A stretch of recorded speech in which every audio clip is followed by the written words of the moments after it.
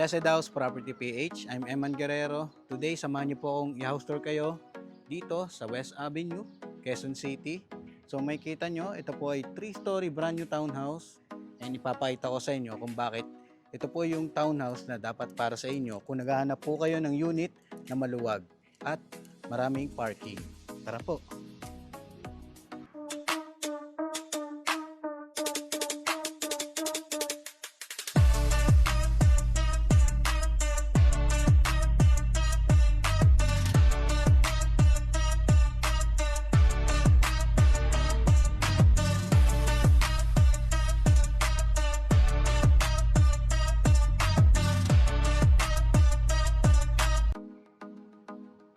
Welcome po kayo sa ating unit. Ito po yung ating car garage. Yan. Kung mapapansin nyo, pwede siyang gawing 2 to 3 car garage. Pwedeng dalawang SUV or isang compact car. Yan. And ito naman yung ating ceiling. Ito po ay PVC ceiling na. So, hindi na siya magmamarka sakaling nababasa ng ulan or may mga tulo dyan. PVC na po siya. Fire exit dito. Yan. Malalim naman yung ating drainage. May faucet na rin sakaling maglalagay kayo ng mga halaman or magka-car-wash kayo. May outlet na rin po sakaling magpapalagay kayo ng or bibili kayo ng kotse na EV or yung plug-in hybrid na kotse. May storage po tayo dito para sa mga gamit natin, mga tools. Pasok po tayo. Bale, ito po yung ating main door. May part siya ng glass. Sakaling may tao, gusto nyo silipin. Dito rin naman sa kabila. Naka-tempered glass na rin po yan. Tapos yung ating stairs. Yan, kung mapapansin nyo, may lights na po tayo dyan. Para iwas dapa. And dito na tayo sa ating service kitchen. Yan. So, kumpleto naman. Naka-install na ng maayos yung ating mga cabinets. Naka-dual sink tayo dito with stainless na faucet. Tapos may outlet na rin po. Alam ko may ilaw po dito. So, hindi na nakasaksak. Sasaksak na lang. Sila na lang po. Tapos, breaker natin. Sakaling may mapapagawa kayo sa unit. Service bathroom. Compact lang, sakto lang para sa mga kasambahay natin. Ito muna tayo. Kagandahan, may maid's quarter or driver po na kwarto nila. Pwedeng maglagay ng bunk bed. Tapos maluwag pa dito. May ventilation naman din. At ang kagandahan pa, dito po, pwede silang maglaba, dirty kitchen, i-faucet na rin, tapos naka-stainless sink na rin and faucet, may outlet. Tapos ito po ay easement, yan, pero hindi part ng property. Ibig sabihin, hindi po nila pagmamayari ito, pero allow naman po itong magamit. Yan. Pero bawal lang po natin tayuan ng bahay. Pwede lang natin i-convert sa mga play area. Mag-usap na lang po yung mga magkakapit bahay. Yan. In the future, 'di ba? Kung kayo po ay dito titira at makakabili.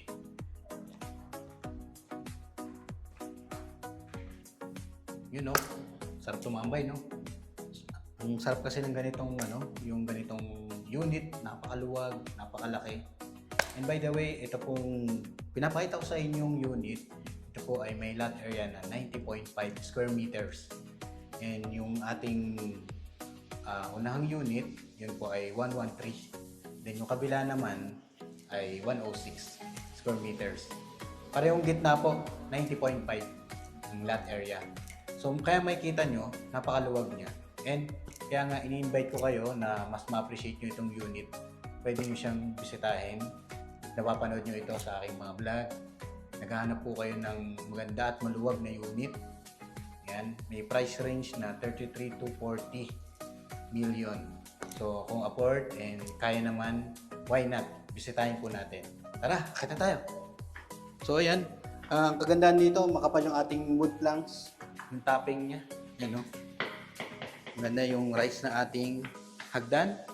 Tapos malapad. Malapad. Pwede kayong magkasalubong, ano? Hindi pa kayo maglaro. Tapos naka-tempered na rin po. Ito yung handrail natin, naka-wood po yan.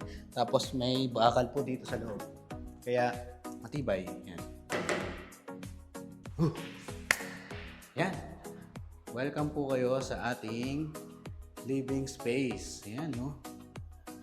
So, naghahanap ba kayo ng napakaluwag na living space? Pwedeng-pwede nyo makonsider ito. Yan. Lalo na ito yung ating malaking L-shape na countertop. Naka-dual na rin tayo dito na sink with faucet. At ito naman yung ating top na cabinet. Alum. May glass po yan. Kitang-kita po yung mga spam nyo. Yan. Yung mga pinag-groceryan nyo. Kitang-kita po. And may space tayo dito para sa ating cooktop. Yan. Pwede nyo palagay yung range hood. Pwede rin dito. Kung depende po sa bibilin ninyo. Tapos yung team ng ating team kahoy. Ganda, no? Minatch niya yung ceiling, yan, no? Naka-continuous po yan. Tapos, kung gusto niyo nang maglagay ng strip lights, may po yan, may uwang.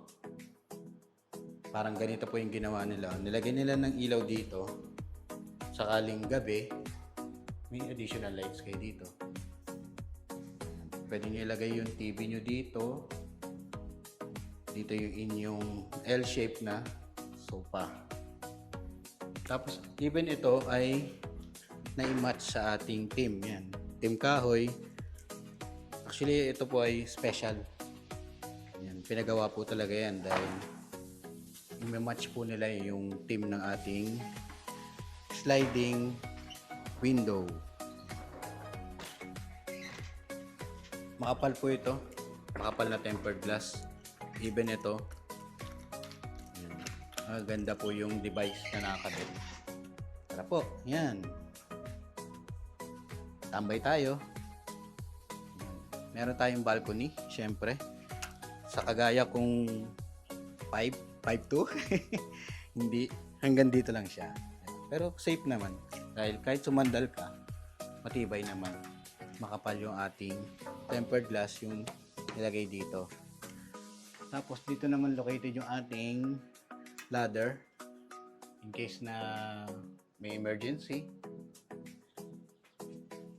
Yan po yung harapan ng ating property. Mapuno. So maganda, maluwag yung ating kalsada. So ngayon hapon po, mapapansin nyo, tahimik. Yan kagandahan. Isa po sa mga binabayaran natin yung tahimik na lugar. Hindi gaanong maraming kotse dumadaan, sakto lang. Ano po ito, nasa subdivision siya pero wala po kayong monthly dues na binabayaran. Pero may guard po doon. Yun ang kagandahan. Diba? Tara, kaya tayo. Napahaba na yung kwento ko. Ang ganda kasi tumambay dito. Ay, sorry. May isa pa tayong bedroom. Hindi ko pa na ipapakita ito. Ito yung ating powder room dito sa second floor. May lavatory, may water closet, at syempre ang ating maywagang bidet. Yan. Yun, no? Kaya makikita nyo po, even itong kwarto natin dito sa second floor ay para ng master's bedroom. Kung kayo po ay madalas nang tumitingin ng mga bahay, yan, ng mga property, alam niyo na po siguro yung laki, yung lapad ng mga property na tinitingnan nyo. At ito ay maluwag. Tapos ito po ay naka-fixed na window, that glass. Safe naman po yan, matibay. And naka-owning window tayo. Yan. Dalawa. 4 na panel. Lalo na pag binubuksan nyo yung hangin. Alam mo yung bakit malamig po? Kasi mapuno po siya. Nakakatulong po yan sa buga ng hangin. Even ngayon, mainit. Pwedeng door para sa ating bathroom. Yan, modern na rin yung ating lavatory, shower enclosure. Yan. Dito po located yung ating shower. May exhaust, diba? Para hindi kulog. Let's go!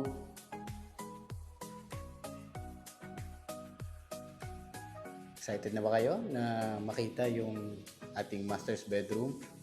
Pero bago yan, so mapapansin nyo yung ating stairs ay hindi na po buhos. Naka-open lang po yan. So, ang kagandahan naman kapag ganyan ay tagusan lang yung hangin. So, nakakadagdag siya na hindi maging mainit yung ating unit. Yan, tara! Pero bago yan, dito muna tayo sa ating bedroom na maluwag. Yan. Ang luwag ng bedroom na ito, pwede kayong mamili sa dalawa. Pwede dun kayong mag-master's bedroom or dito. Dahil pareho naman po silang maluwag. Yan. Pwede kayong makapaglagay ng queen size na bed. Tapos makakapaglagay pa kayo ng side table. Yan. And yung inyong split type AC unit dito. Tapos ganun din, naka-fix din po, glass and ating awning window. Dito naman po, nakapaglagay tayo ng cabinet. Maluwag yung ating cabinet. Tapos may mga drawer. Vanity table dito. Pwede sa kids nyo na nag-aaral, di ba? Mga nag-architect dyan or mga nag-engineering dyan. Marami kayong pwedeng maging option sa unit na ito. Even ito, pwede nyo lagyan ng table. Tapos, yan. May sarili tayong bathroom. Ito, naka-install na ng maayos yung ating shower enclosure. Tapos may shower na rin.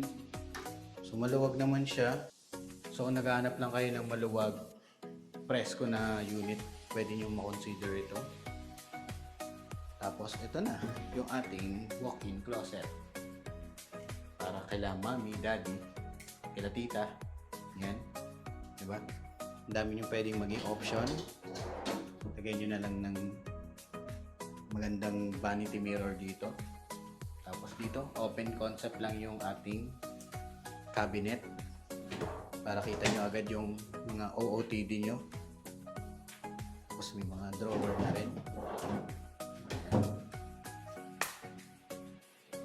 At yung ating banyo. Yan. Naglagay na. Tapos may na tayo dito. Actually ito umiilaw to eh. Kailangan lang yata isaksak dito. May umiilaw to. So ito naka-sliding na rin. Tipid na sa space. Hindi na yung gaganon, gaganyan-ganyan. Even ito eh. Diba? Tipid na sa space. Tapos ito naman yung ating master's bedroom. Kahit queen size na bed, kasyang-kasya, malaki. Makapaglagay pa kayo ng side table. Tapos ang inyong napakalaking TV. Yan. Palagyan nyo na lang ng ano dito, entertainment na wall design. Tapos kung gusto nyo lang ng fresh air, mapasok para hindi pumasok yung mga lamok, langaw, pwede nakaganyan lang yung screen. Smooth. Hindi yung hindi ka karag-karag. Yan. Ito na yung ating balcony sa third floor. So makikita nyo, ito na yung end ng ating ladder. Tapos may ano dito, tungtungan. Tapos may ilaw dito. Pag nasa labas, pwede nyong pailawin yan. Ngayon ito, naka PVC na rin po yung ating kisame. Yan. Yan. After nyo mapanood ang house tour vlog ko, Then kung interested po sila na visit ito ng personal, please message na po kayo sa aking mobile number 0969-565-7127. Pwede rin pong direct call na para ma-arrange po natin na maayos yung schedule.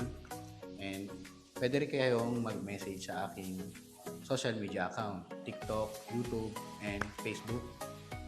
And po, Blessed House Property PH. And ito naman yung kabuuan ng property details natin.